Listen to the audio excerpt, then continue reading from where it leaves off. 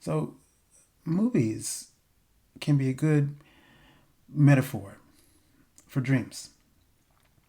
And I bring that up because the movie we're going to talk about today has things that happen in it that feel like they could only happen in dreams.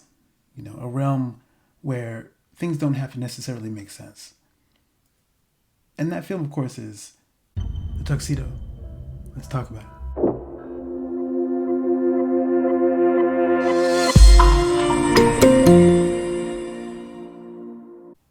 Starring Jackie Chan, Jennifer Love Hewitt. The Tuxedo, obviously, is draws inspiration just off the top from James Bond. That's clear. You actually don't even have to see the movie. You just look at the poster. It screams James Bond, which is funny because this movie dropped, I think, in September of 2002. And that same year, 2 months later, the 20th James Bond film, Die Another Day, was released Thanksgiving weekend.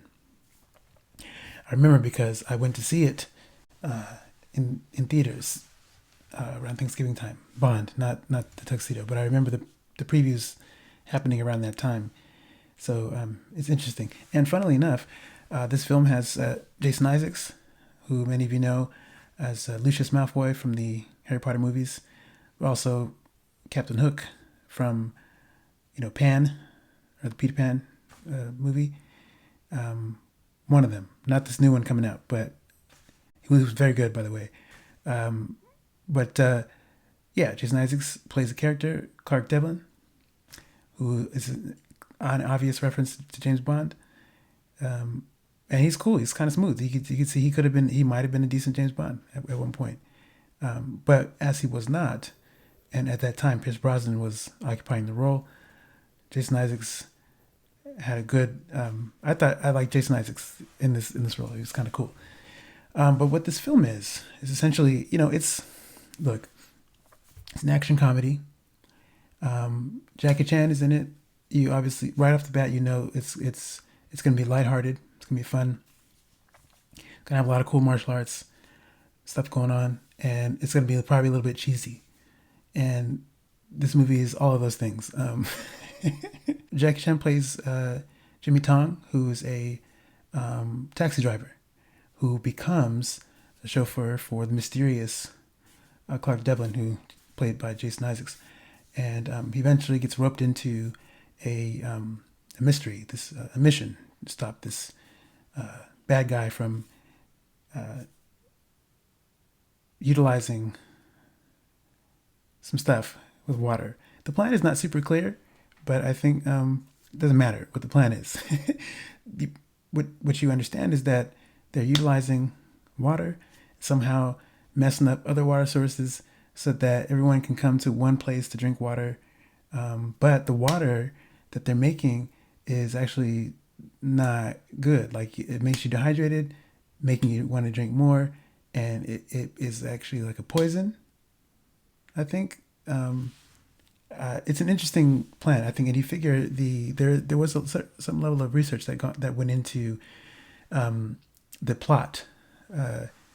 That doesn't feel like it's totally made up, given issues of the time where you had different countries dealing with water shortages and where to go to find drinking water and things like that. In fact, a few years after this movie, it's one of the sort of threads in, oddly enough, another James Bond film, Quantum of Solace. That movie dropped in 2008. But there's a thread in there that talks about in Colombia water supply and people struggling to find safe drinking water and having to come to one source that happened to be run by Quantum, whoever the bad guys were, to get water. And then oil is a factor in that film too. But it reminded me of that because the bad guy in this movie is doing something similar. If you're looking for something thought-provoking, this movie is not it. It's not going to give you anything to chew on. This is one of those movies you frankly could watch in the background and not watch. You actually don't have to pay attention to it. It's one of those ones that's family friendly. You can watch with the kids.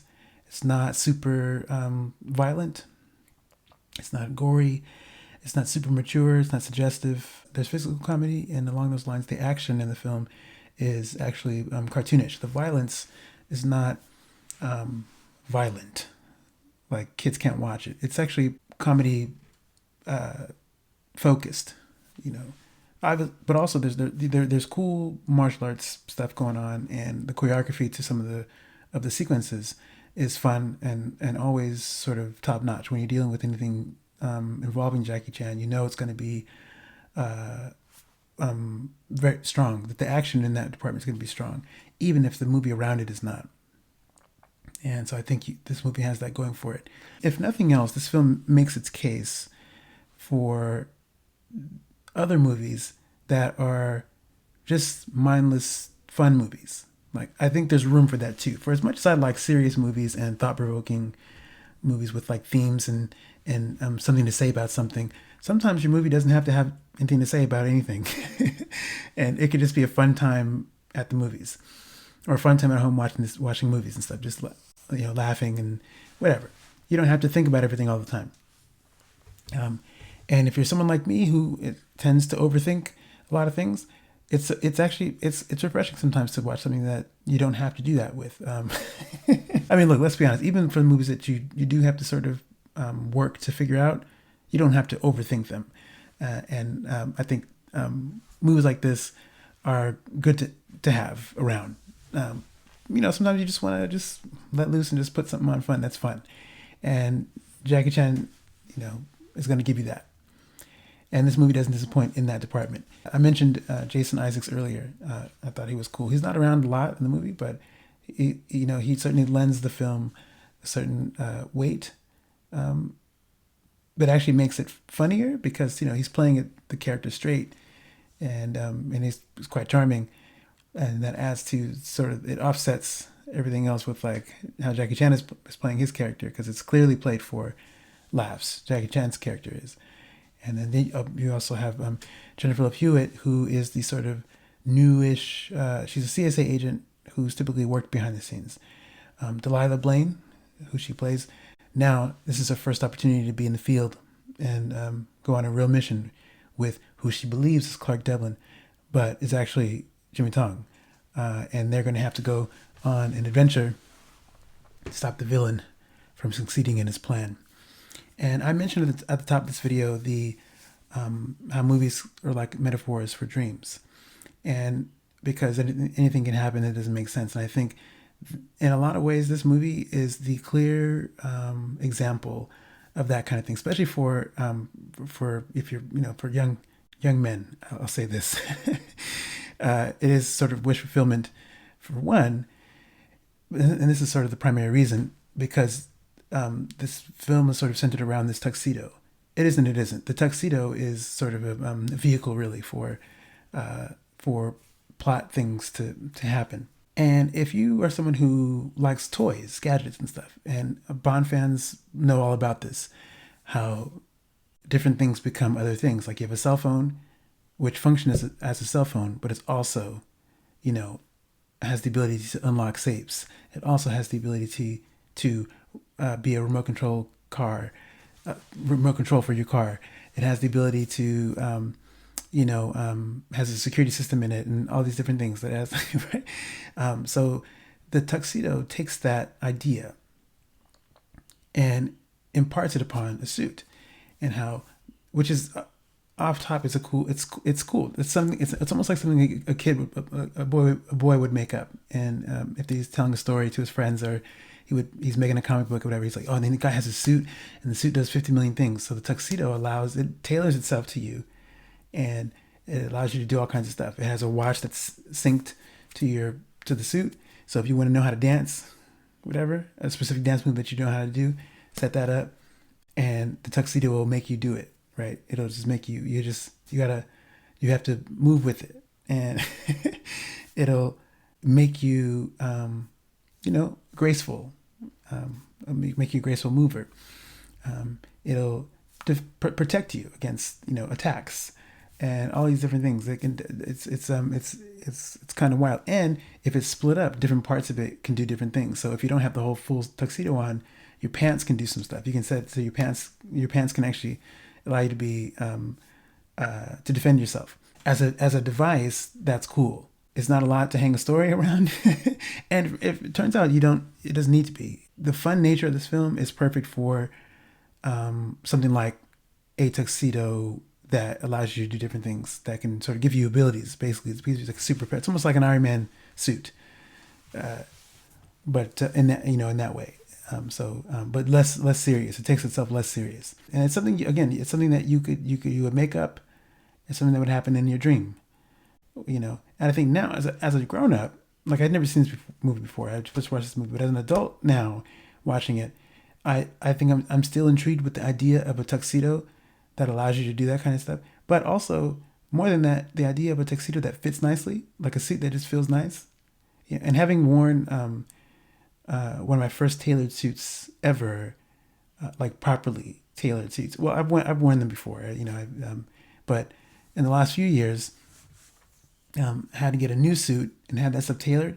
The feeling you get when you're wearing a tailored suit, it's one of the best feelings. You look at yourself, it just feels like, oh man, it fits so nicely. And that I felt that for Jimmy Tong, watching him wear the tuxedo, wear that suit.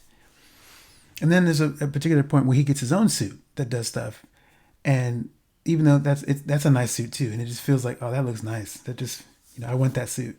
I just want to, even if it doesn't give me abilities, I would want a suit that looks like that looks like it fits nicely, perfectly to my body frame, my type, my body. Yeah, that kind of stuff cannot be, it can't be overlooked when you're looking at. So I'm a fan of that, and I think bridging from that to something like James Bond. One of the things that I've always appreciated, particularly about the Connery films, or at least the first few Connery films, and then also Pierce Brosnan's films for sure, and then Daniel Craig's later, is the tailored suits. The suits are just like, he's always wearing something right all the time. Roger Moore, he has nice suits too, but the feel is different. And I think probably that has a lot to do with the 1970s aesthetic for how he dressed, or how they dressed him for the films, and then early 80s, like it was different. Roger Moore had a different sort of, his tuxedos were always right though. His which is a staple of James Bond. The tuxedo is like Bond's Superman suit. He's wearing a tux, he's going to be on a mission. It's going to be for reals. Like, he's not just, the tux that's one of the definitive sort of uniforms for 007. And similarly, in this movie, the tuxedo, when you put it on, it gives you these abilities, right? So it's almost like it's cool actually in that way, because it feels like it's a lot like a superhero suit in that way, in this movie anyway. And that's endlessly cool. The humor is in this film, look, I mentioned it's cheesy. It's got some cheese. It's corny. It did get a couple laughs out of me. I think particularly, I think probably the area where I probably laughed the most. There is a James Brown cameo in this film. I was genuinely surprised. I hate to mention that for people who haven't seen the movie, and I don't know if it's something that's going to be high on people's list to watch. And I think keeping that in mind, I guess I can talk about the James Brown cameo, but that was probably that whole section, the James Brown section of the film was pretty funny to me. That got some laughs out loud from me. The other thing I'll mention is that Jackie Chan is actually, which I knew this already. If you've seen any of the Rush Hour movies, particularly I think Rush Hour 2, where Jackie Chan, or one of them, Jackie Chan actually gets to sing. And if you don't know this, Jackie Chan is actually a quite good singer. I've just found this out recently, actually, like I think this week or last week, randomly, before I watched this movie. Didn't even know this. Jackie Chan had he released a single at some point, which is very good. I have to find, if you look it up, if you look up Jackie Chan's single, music or whatever it is, you'll find, it's actually, he can sing. Jackie Chan can really sing. And that's on display. I don't know how much singing he actually did in this movie, but I feel like he did some singing in this movie. His performance was I enjoyed his performance in the singing section of this film. So I got a good laugh out of me, and so that's a win. Jennifer Love Hewitt was great. I think she was written. You can't take these things too seriously. She was written how she was written. She's certainly a competent character, and I think the plausibility of like her not knowing that Jimmy Tong was not Clark Devlin. Clark Devlin is not. It doesn't look. He doesn't look like Clark Devlin. Like unless he just Americanized this whole situation, like his whole name, that just doesn't happen. Um, but again, you can't think about that. It's not a movie where you have to think. So just you go with that kind of thing. My biggest issue with the film is probably what I'm going to say, and that is that Jimmy Tong is a guy who is, he's a fun-loving guy, happy-go-lucky. He is not super confident in his abilities to sort of be out and talk to women, for instance. There's a woman he is wanting to talk to the whole movie. You see her a couple times, and part of of what he's after is trying to gain confidence enough to talk to this woman. And you think you know where the movie's going in that respect. And I think, I almost, it's one of those movies where I hoped that it went in the way that I thought it was going to go, but it doesn't. And I suppose it gets points for doing something that was unexpected, but in a way that was expected too. I don't know. It's just, I think my issue was I wanted Jimmy Tong to actually get a date with the woman he wanted to talk to in the first place. Instead, he gets a different option presents itself, and that ends up being the route to go, and which is fine, which is fine. But I just think that's probably my only like, oh man, I kind of wanted him to sort of get his confidence up and with the person he was trying to talk to in the first place, because that was part of his journey. Like his arc was to work up the nerve to talk to this lady, ask her out for coffee, whatever it is, and he ultimately doesn't get to do that. At least not to the person he originally wanted. So the movie throws us a bit of a curveball a little bit, and we get a different ending. And while it's not terrible, it just I'm not going to tell you how it goes. You'll probably guess. You probably already know.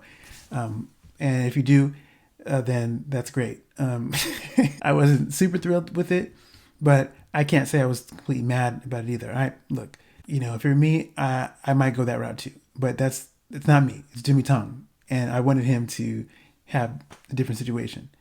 But anyway, that was probably my biggest issue with the movie. And it wasn't really an issue so much if it was like a preference thing. I would have liked him to overcome his sort of shyness and lack of confidence with the person he wanted. But the irony is that he actually does get to do that. He overcomes his shyness, but sort of unwittingly a little bit. Like he didn't realize that's what he was doing. He became more confident, and he became more sort of less in his head about how to be social with a woman or whatever it is, and he had this great adventure, and that sort of shaped him a little bit, changed him in a way, and so in a way he does have the arc. It just but it almost feels like it's almost a cheat. It feels like, because he's built this relationship with Delilah, and he's come across other women on the adventure, and so that sort of helped him come out of his shell a little bit more, and so you already have that there. So he's already put in the work unwittingly to do that. You would want him to use that experience to take that back into his real life, his non-adventure life, and do that. So anyway, that's my thoughts on Tuxedo. It's a fun movie. It's not the most deep movie.